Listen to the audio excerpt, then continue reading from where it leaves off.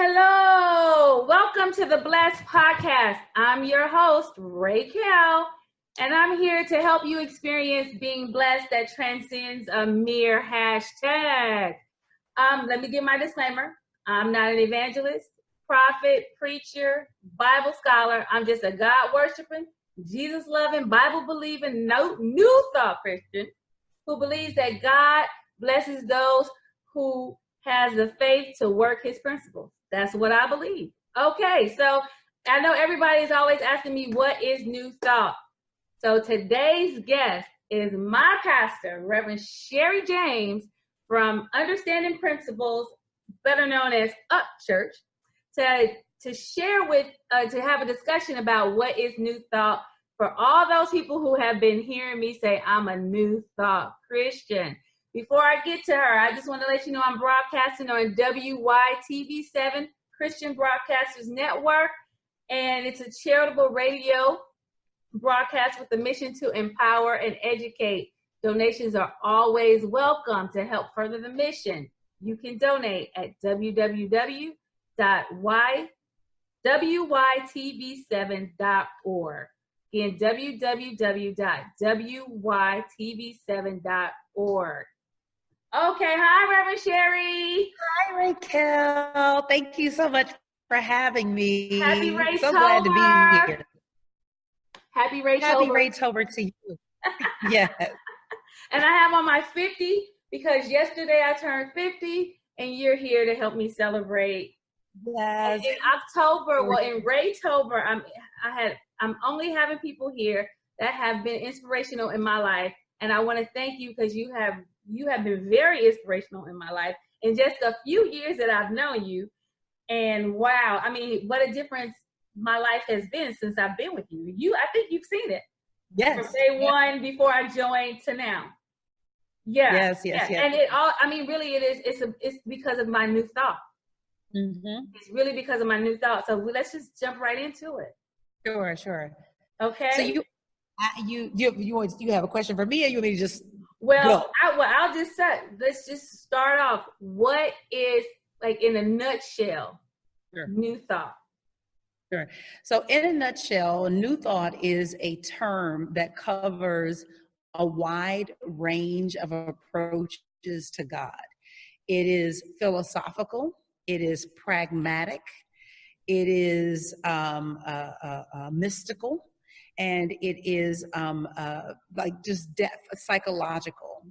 So our approach to scripture is always looking at the psychology behind the stories. So we talk a lot about the conscious mind, which this was something that was borrowed from psychology.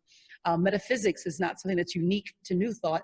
It is an approach that was pioneered by the Stoics before the Stoics were the followers of Greek, what we call Greek mythology, but it was their religion. And it was their way of dealing with some of the areas of their scripture or their Bible or their sacred text where God behaved like a person or the gods behave like people as opposed to behaving like a god. It was like, okay, maybe there's something here beyond just the literal story that has a God telling you to kill someone. And so it was a metaphysical approach. Or allegorical, you'll hear that term interchangeably. And so it's based on 5 basic principles. The first principle being the omnipresence of God. So God is all there is. That when we say we believe that God is absolute, we mean it literally, like God is absolute. And if something is absolute, it means that nothing can stand in opposition to it. Otherwise, you don't have an absolute God. We believe in the divine nature of humankind, that if you have an absolute God and nothing can stand in opposition to it, then our existence must look like that from which we come. And so humankind is divine, even when humankind behaves in less than divine ways. It doesn't negate the truth of who we are. So it's kind of like if you have a child and you know that child acts out of character. It's like, well, I know the potential of this child, even though they may be behaving outside of what I raised them or what I taught them to do. We believe in the value and power of thought. that our thoughts are things, and that our thoughts create our world. That what we think about it is what it becomes to us. We believe in practicing the presence of God. So it is not just what you hear on Sunday, but it's really what you do on Monday through Saturday. So it's about taking these lessons and being a living witness to these lessons. And so we talk about that as practicing the presence of God through sitting in the silence, through prayer. We call prayer us talking to God. Meditation is us thinking on the things of God. And silence is us listening for the voice of God. And then finally, the law of demonstration. And what that law is, it's the basic law of the universe, which is that like begets, meaning that apples beget apples. You don't go to apples to get oranges. And so everything follows after the seed on which it was created. And so if there is any discord in our lives, then there must be a seed of discord that had to have been sown, because this universe is faithful. Like begets like. And so I have a responsibility then as a spiritual being under this law of demonstration, which is right thinking, right feeling, right speaking, right words, and right reactions. Yeah. Well, that was like a mouthful, and people are like, okay, we probably got to have them write that out, because that was just like good. Okay, so let me go back, because when you talked about the value and power, well, let me go even further, the omnipresence of God. So we don't believe that God is sitting up high, looking low. We believe that God is everywhere, equally present. And I remember you said, like, it's like in the molecules. It's like, so if he is everywhere, equally present, then you have to understand that God is inside you. Because if he's everywhere, equally present, then he's inside of you. So when we're like, you know, they say, look up to the hills from whence cometh your help, right? And that's biblical. But it's not, I mean, you know, it's like, it's not because he's up there sitting stuff down. Like, explain, like, because I know people are like, well, why would they tell us to look up? But it's like, because he's everywhere equally. I can look at you. I can look at the pen. I'm like, he's everywhere equally present. Everywhere even. So this may be one of the hardest concepts for people to get, because we've been told God was, like you said, up high and looks low since we were babies. Yes. So the thing about babies is that they don't have the ability to project what it is that you're giving them. Meaning that, yes, they say no, but in general, everything that you say to them gets seeped into their minds. And so you have children that heard that they were worthless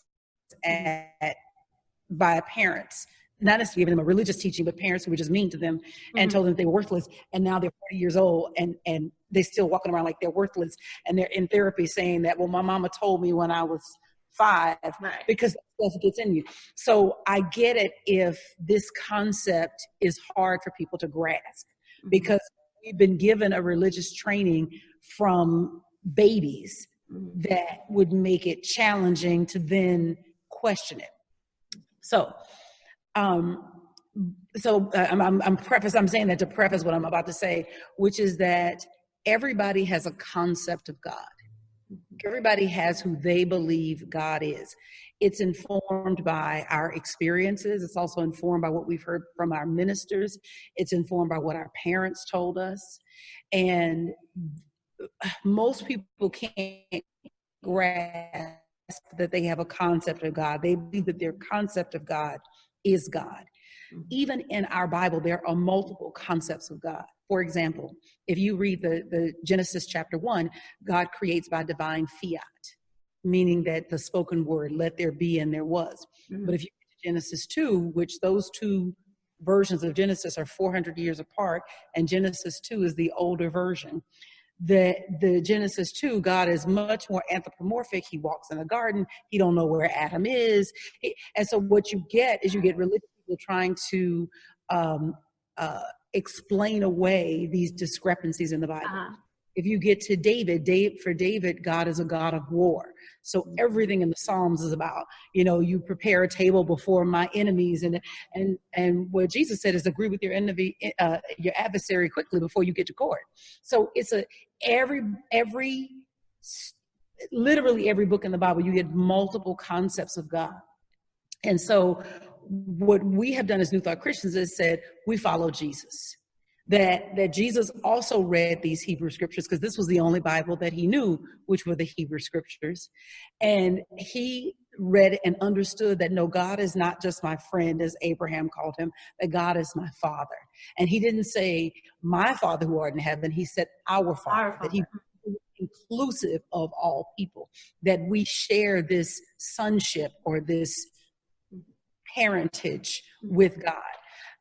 And so when that Psalm 121st Psalm that says, I lift up my eyes to the hills from whence cometh my help, that just has to do with somebody's concept of God. For them, their help comes from on high. Right. And that doesn't negate the truth of what they're saying. It doesn't mean that the help wasn't coming from on high, but it means that was a concept of God that was their understanding. And right. We have come into it. I mean, for them, the world was flat. Right. You could walk off the edge. Right. And it doesn't change the spiritual truth of the story, which is that I look up from where I am, because sometimes I'm in an emotional hole and I need to look up from where I am. I need to get up from the mess that I'm sitting in and see something greater. Because if I keep looking at where I am right now, all I'm going to see is stuff at the level I'm sitting right now. Right. Right. That was good. Oh, I like that. See, this is why I come to church on Sunday. Okay, so now let's talk the divinity of humankind, because this one, like, we kind of started talking about, like, that all. Okay, let me see how I should say it, not to, offend. But we have put Jesus on a pedestal that he didn't ask to be on. 100. He came and he kept telling us, it's not me, it's God. Right. You can do, and he kept saying, you can do the same thing that I do. But what we have done is put him up here, made it seem like only he could do what he did, and we can't do it because we're sinners. Right. And he was perfect because he didn't sin. He was born of the Virgin Mary and all that stuff. So we have basically took the whole divinity out of humankind because we put Jesus on a pedestal. I love Jesus as way short. But he's not, and this has been, I don't need any emails, but Jesus was not better than us. Correct. He just understood his divine shit, and we don't. Exactly. Yes. Okay. Okay. So you hit the nail on the head. I believe that, and this happens over and over and over again in the Bible. So it's not something that's new.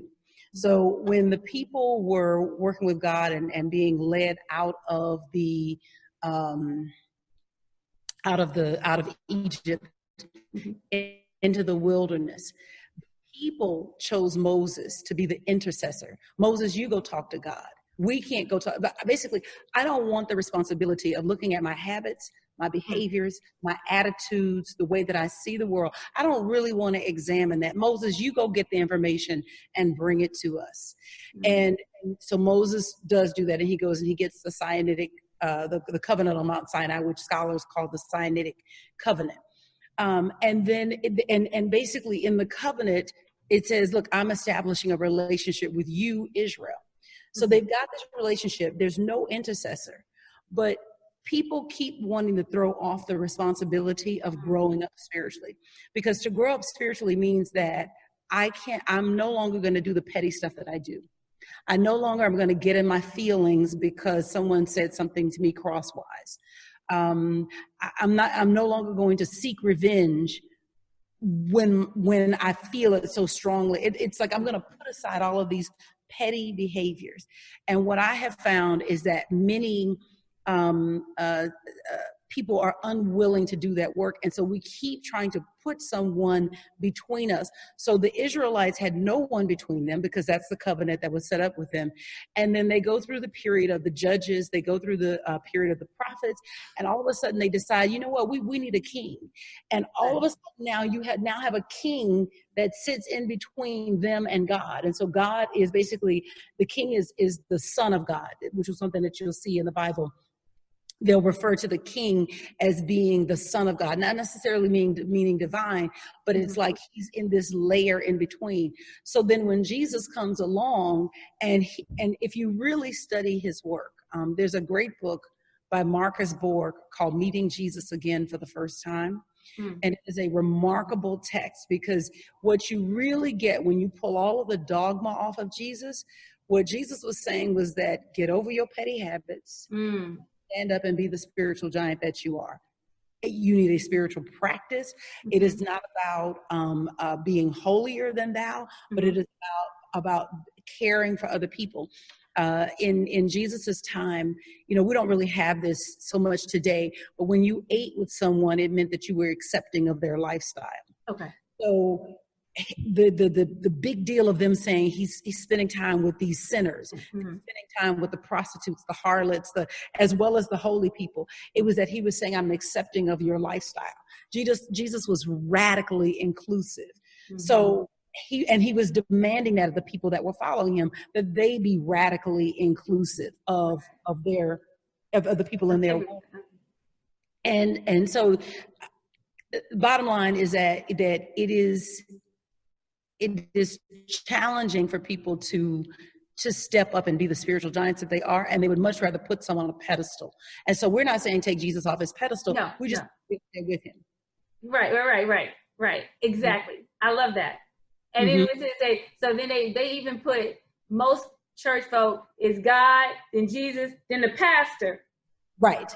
And they even put another one in between. It's like, so, and they hold the pastor up to a higher standard, but they don't have to live up to that standard because they got the pastor. And then but like you said, we all have to stand up and be the spiritual giants that we are. And it's not necessarily about the behavior. And that's one of the things I want to talk about, sin, how we view sin in New Thought, because, and I try to explain to people, I was like, in the church that I grew up in, we focused on the action. And I say, let's forget about the action. Think about the mindset. What is your mind telling you to make you lie to me? Because the lie, they want to focus on the lie, the sin of lying. But let's focus on the mindset that makes you think that you need to lie, or the mindset that makes you think that you have to steal or kill. It's the thought. We're focused on the actions. Let's focus on the thoughts that people are thinking to make them do those things. And we want to write everybody off who do those things. And usually it's because we don't do them. So we can write you off, because I always say, like, there's a hierarchy of sin in the church. It's unwritten. Sister Jenkins can keep gossiping, but as soon as Brother Barry brings his boyfriend to church, it's a problem. Right. There you go. So you hit the nail on the head, which is that there are no actions. There is no such thing as acting without thinking. And so if you never address the thinking that produced the actions, then the actions will simply recreate themselves in another setting. So you have to get at the mindset. Well, first of all, we don't make a big deal of sin because everybody makes mistakes. Right. And we know that if you get the thinking right, the mistake goes away. And so most sins, if you will, are based on a lack mentality. I take because I think that there's not enough. So the mistake is the belief that there's not enough. That's good. Then I never have to take from anyone. Or the belief is that I can that there's not enough. Even adultery, most sins drive back to that one belief that there's not enough. It's also a sin to believe that your actions don't have consequences. That every meaning that I can go and I can do something and it's not going to have an impact or that it's going to work out. So I go and I get involved in an affair because I think that everything is going to turn out okay. And the thing is that it still all traces back to what were you thinking that made you walk in the room in the first place? What were you thinking that made you take the thing in the first place? Mm-hmm. But second to that, there is nothing that you can do that can damage, dismantle, or dissolve your divine nature. You can't sin your way out of being God's beloved son or daughter. Mm-hmm. So it just like your own child, both we have boys, your son is grown and Jordan ain't graduating until 2032, praise God. It makes me sad, because I see Amiri graduating now, your son graduating. This is like, Jesus, I got years to go. But anyway, so there's nothing that he can do that would stop me loving him, stop me caring about him. Mm-hmm. He can't make a mistake. He can't mistake his way out of being my son and being loved by me. And my love is imperfect. my love is still growing, still trying to get to that divine potential. So how then that a God that loves perfectly could stop loving me because of a mistake that I made? It's like that doesn't make any sense. Yeah, and it goes back to God is everywhere equally present. He does not leave because we make a mistake. Exactly. So when they say he does not leave, like God, he can't leave. How can you leave if you're everywhere equally present? 100%. It's just like that part. Mm-hmm. Okay, so practicing the presence of God, the right. Meditation, the silence, and the prayer, and let's talk about prayer, because people think, I've heard people say and sing, prayer changes things. And I even before New Thought, I was like, wrong. Prayer does not change things. Prayer changes me and the way I think about things. So now that thing, is not as big as I thought it was because the prayer changed me. Correct. Okay, so just because I'm not a preacher, prophet, or Bible scholar, so Miss Bible scholar, preacher, prophet, please share with the people that I'm right. Let me tell you something. We're going to get you in class. We got a teacher training program. And I got my eye on you, Raykel. So the thing about prayer is the way that prayer is the most powerful thing that you can do. Most people think of prayer as a last resort when it really should be your first course of action. So prayer is the way that you communicate with God, meaning that the good that God has for you is formless. It doesn't have any color. It doesn't have any texture. It doesn't have any shape to it. It doesn't have any substance to it. It's just formless good. So our prayers then are how we shape the good that we are asking God for. So the good is available in whatever form I want it. But until I say, 6'5",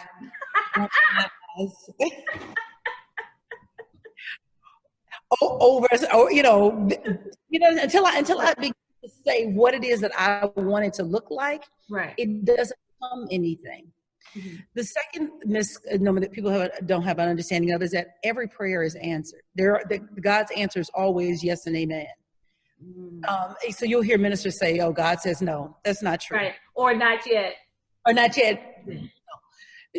God cannot give you anything that you don't have the ability to receive. Just like you can't give a child anything that you don't have, that he or she doesn't have the ability to receive. Mm-hmm. So sometimes we're asking for things that we have not yet developed the mindset to support. That's good.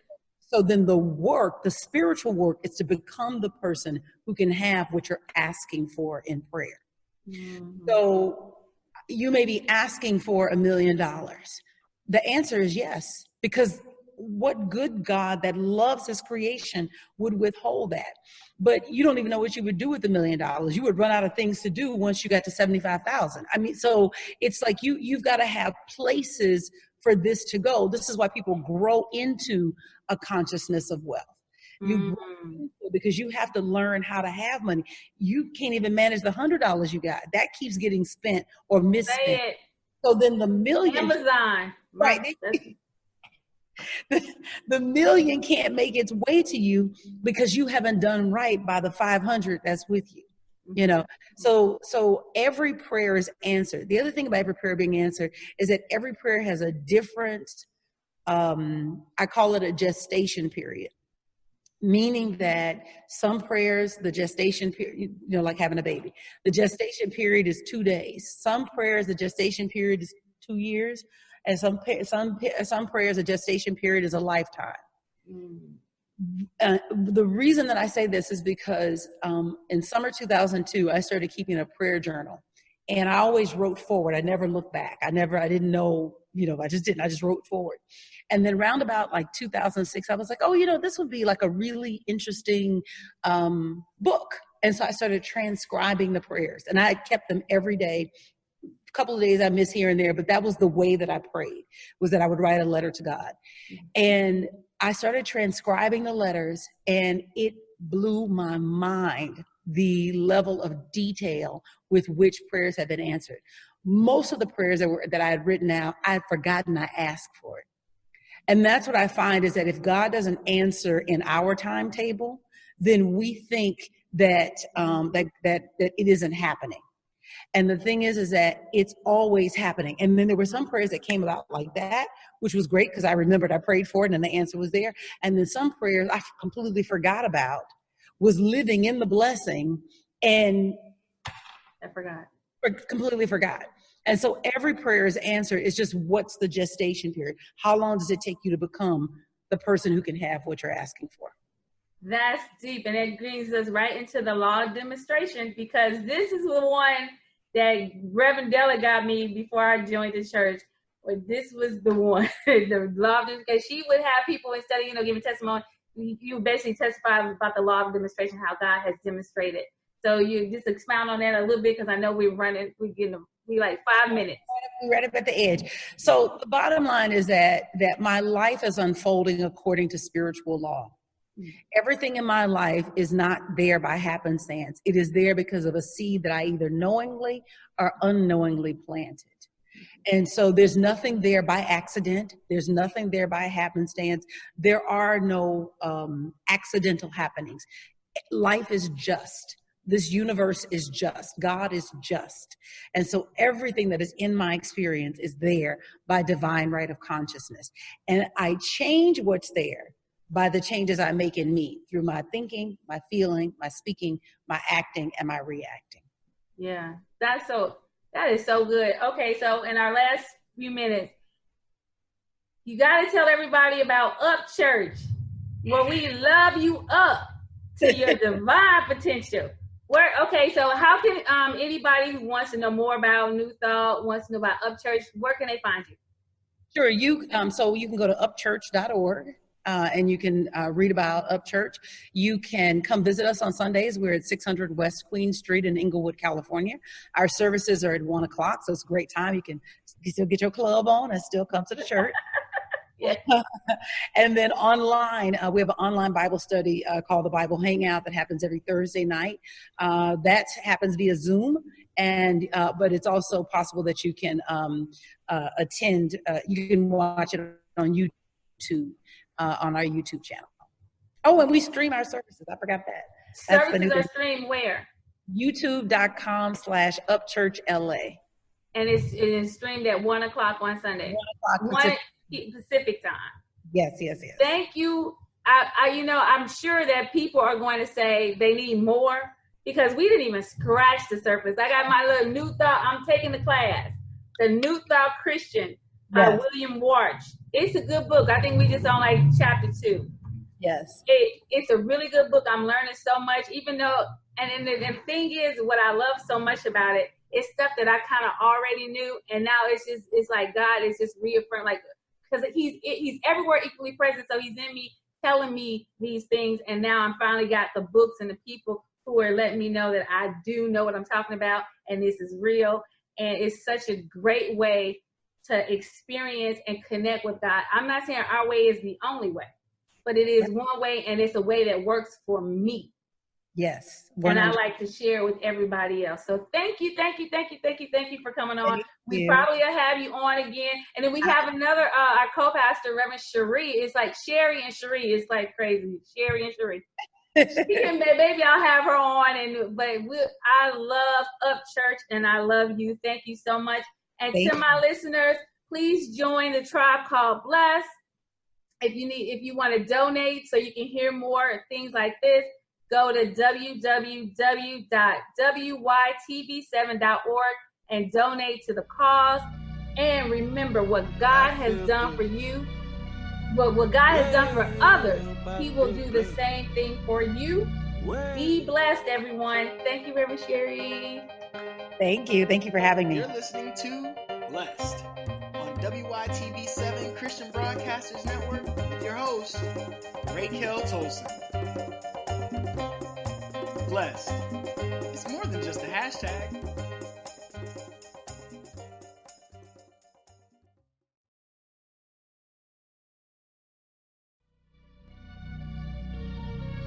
I feel blessed. Way up, I feel blessed. Way. You're listening to Blessed on WYTV7 Christian Broadcasters Network with your host, Raykel Tolson. Blessed. It's more than just a hashtag.